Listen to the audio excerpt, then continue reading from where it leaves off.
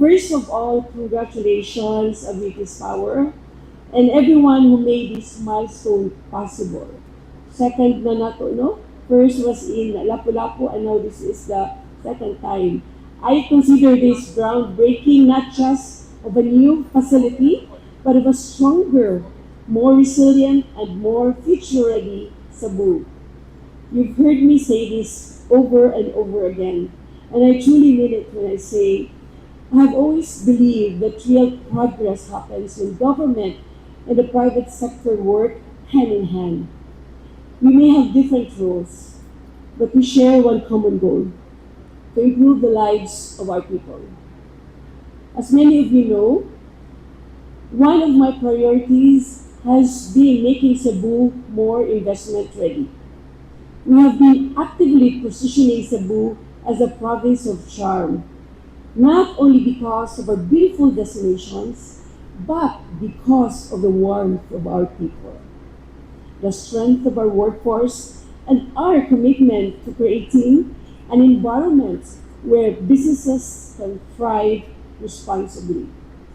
But before we can attract more investments, we must also ensure that we have the infrastructure to support them.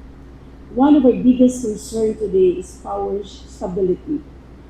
In recent months, Cebu has experienced several yellow alerts. I always get texts from DOE, from RD, reminding us that our economy, Cebu has experienced, right, RD? Several na good yellow alerts, reminding us that our economy grows and the demands for electricity continues to increase.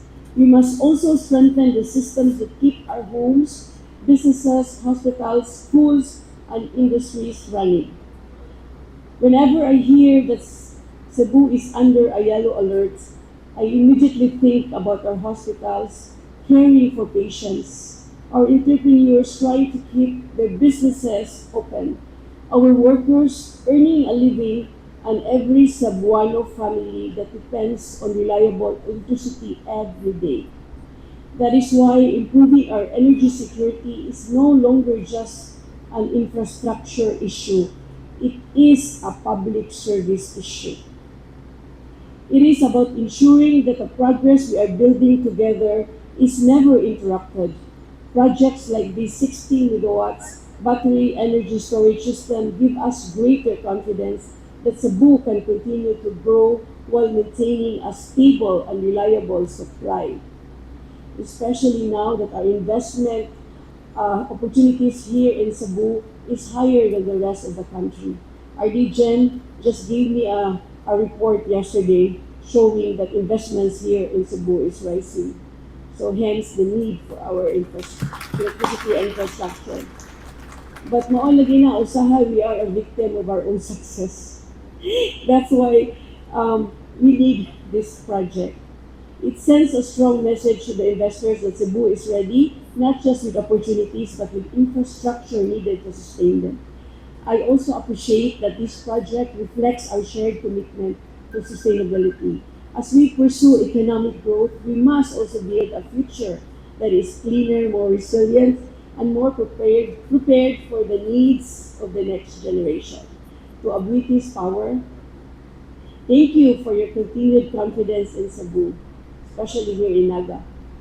Every investment you make strengthens not only our economy, but also the confidence of others to invest in our province.